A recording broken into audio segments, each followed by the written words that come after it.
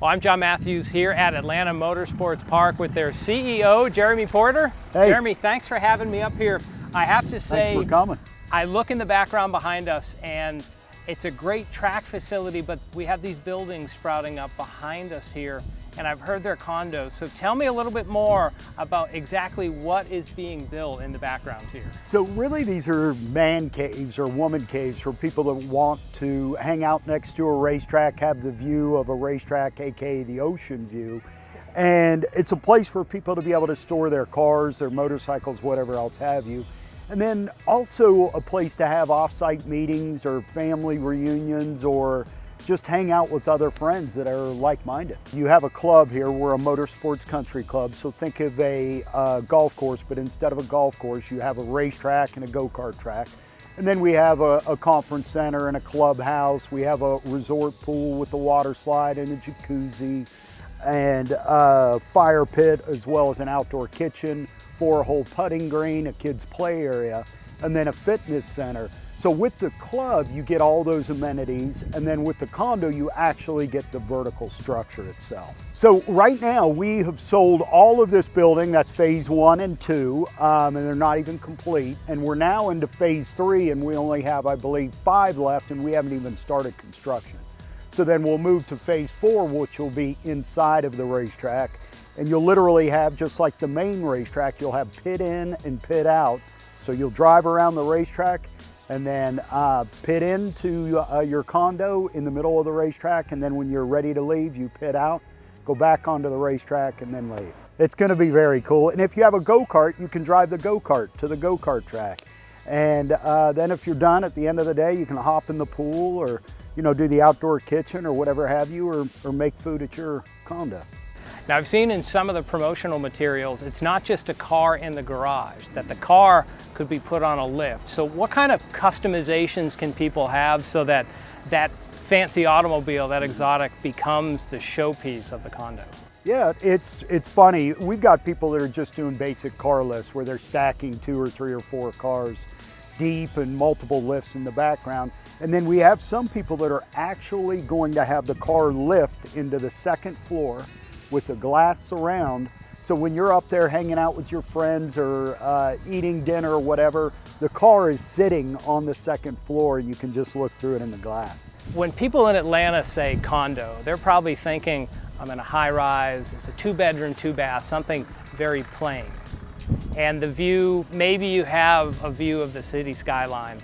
What kind of view will people have here at Atlanta Motorsports Park? Well, it's a view of the racetrack, both the go-kart track, which you can hear in the background, and the racetrack itself, as well as just the mountains. You can see Amicalola Falls mountain range, and it's gorgeous out here. And asphalt and racetrack, to a lot of people, is like oceanfront. Jeremy, what kind of price are we talking for one of these condos as you're developing them here? So they start at $249. We're still significantly below the market value comparative to other facilities like ourselves. And our buildings are actually quite a few ticks nicer. Most of these competitors of ours have a standard metal building exterior. Those are called Kingspan panels. Kingspan panels are what you'd see on a Ferrari or Porsche or Lamborghini dealership. That was a $500,000 upgrade just for that building alone. So they're still significantly below market value comparative to what everybody else is selling for a building that we believe is a step less in quality. How many square feet would a condo owner get with one of these units? So you can buy multiple units. We have people that are buying sometimes 2 or 3 or 4.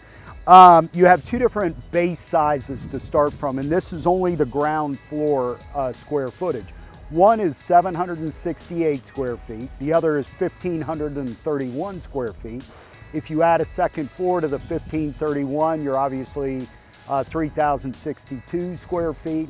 And then the 768, you can add a 2nd and a 3rd floor, so in essence, you're triple that square footage.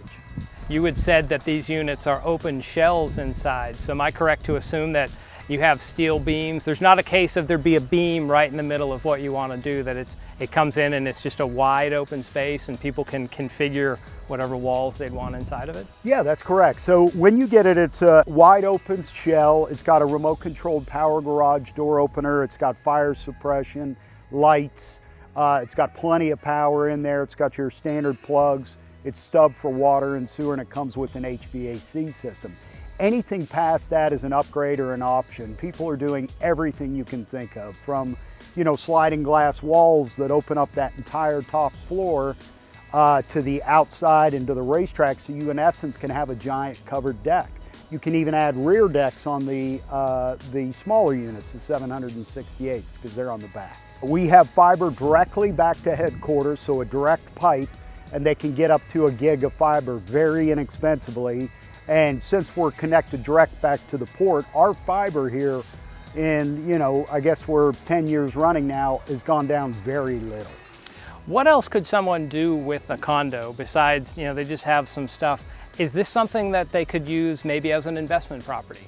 Yeah, so what surprised me more than anything is we've had so many people that have called and said, hey, we just want to buy one of these. During 2008, there was a complex that started this concept in Minnesota. It was not next to a track, and they built 20 or 30 acres, I can't remember the exact number, in 2008, 9, and 10, when you could not even give a house away. So they had that recession resistance, but secondarily, a lot of people are using them for Airbnb and VRBO. So when they're not using them, when they're not here or they're not out on the racetrack, they rent it out to others that can come, and they offset their expense of the mortgage on the condo. And so it's really wide open, and there's a lot of different tax advantages to having them. You can talk to your CPA, but tax segregation strategies, things like that. So there's so many layers to this thing, from an investment standpoint, from a tax standpoint, from an entertainment standpoint, Airbnb income generating standpoint. It's just pretty interesting. Now, Jeremy, who has these in the Atlanta metro or even in Georgia? Like you said, there was one in Minnesota maybe a decade ago. I don't see many of these as I drive around the streets of Atlanta. So how unique of a project is this? Well, we're the only motorsports condo country club in the state of Georgia, and we're the only trackside. There's some others that have talked about being built for many, many years, and they've never come out of the ground. There's some that have talked about being near racetracks, but we're the only one that's at the party. You want to be able to drive your car straight out onto the racetrack, not have to put it on a trailer to drive across the street.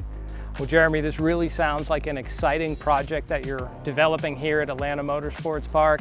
So if you want more information, visit www.atlantamotorsportspark.com or send that email to jeremy@atlantamotorsportspark.com to get in on the ground floor of these awesome condos here that they're building on facility. So Jeremy, thank you very much for your time today. Appreciate it.